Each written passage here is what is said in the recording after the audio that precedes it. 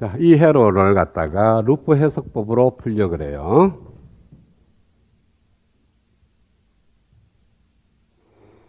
자, 메시 커런트를 지정하라 그랬으니까 이렇게 흐르는 전류를 I1, 이렇게 메시 전류를 I2, 이렇게 메시 전류를 I3라고 잡겠습니다. 그러면은 이 회로의 모든 소자에 흐르는 전류가 I1, I2, I3로 표현이 가능한데, 전화번에 흐르는 전류는 그렇게 중요하지 않죠. 루프 방식 만들 때 안 쓰는 거니까. 그래서 이 전화번에 흐르는 전류는 필요 없고, 저항에 흐르는 전류만 따지겠어요. 이렇게 전류가 흐른다면, I1이 위에서 밑으로 흐르는 전류 성분이고, I2는 밑에서 위로 흐르는 전류 성분이죠. 그래서 전류가 I1-I2만한 전류가 위에서 밑으로 흘러요.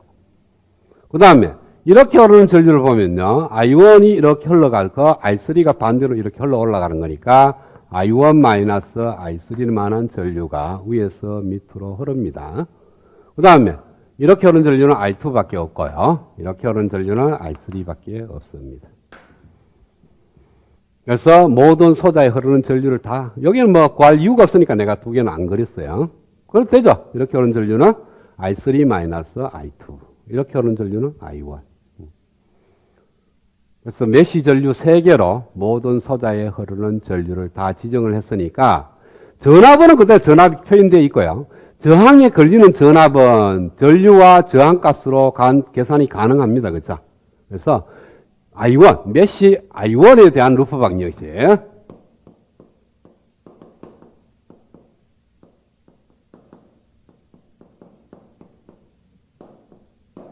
자, 그러면은 요점에서 이렇게 6V가 올라갔어요.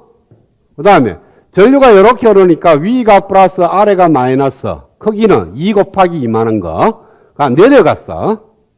그 다음에 전류가 이렇게 흐르니까 역시 플러스 마이너스 10 곱하기 I1 마이너스 I3만큼 내려갔습니다. 그래서 올라간 높이 6은 2 곱하기 I1 마이너스 I2 플러스 10 곱하기 I1 마이너스 I3.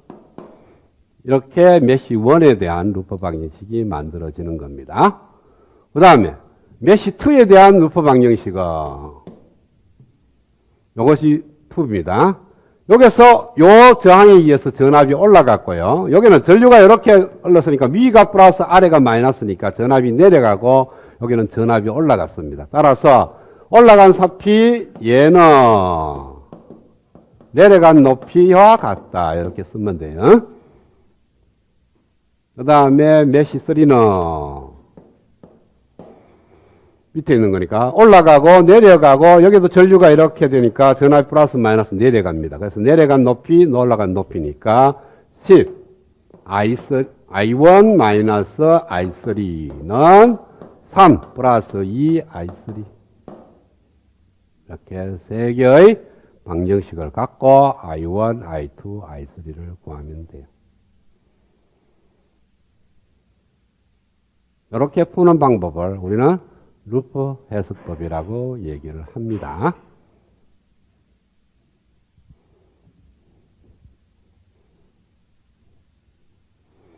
자, 그럼 풀어볼까요? 여기 그대로 풀면은 I1이 12개, 2배의 I2 마이너스 10배의 I3는 6.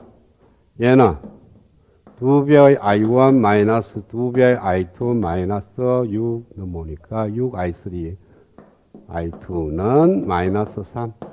얘는 10 I1 마이너스 12I3는 3.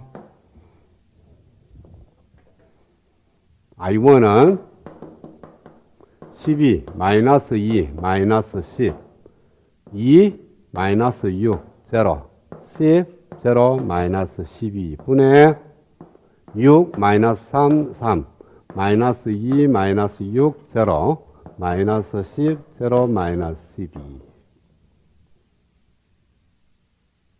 는 이걸 하나 더 쓰라 그랬죠?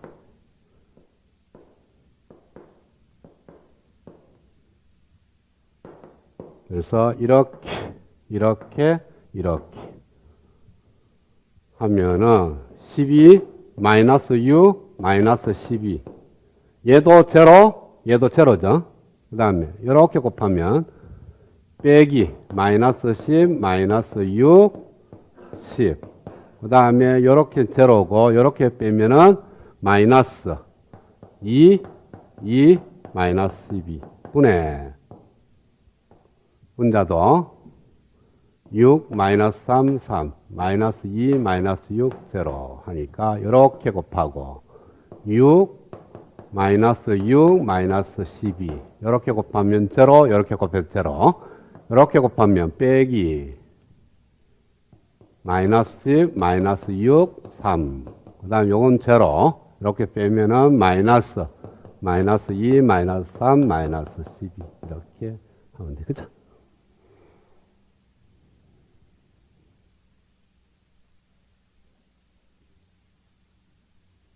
I2, I3도 똑같이 구하면 된다. 똑같은 해를 나중에서 비교해도 되는데 지금 한번 보겠습니다. 노드 해석법으로 풀겠어요. 그러니까 저 주어진 회로를 루프 해석법으로 풀릴 수 있다 해서 루프 해석법으로 풀면 시간이 이와 같이 걸리는데 저 주어진 회로를 노드 해석법으로 한번 풀어보겠다 하면은 기준점을 두고 이 전화번호에 의해서 위에 있는 슈퍼노드가 되고 얘가 슈퍼노드가 됩니다. 그렇죠?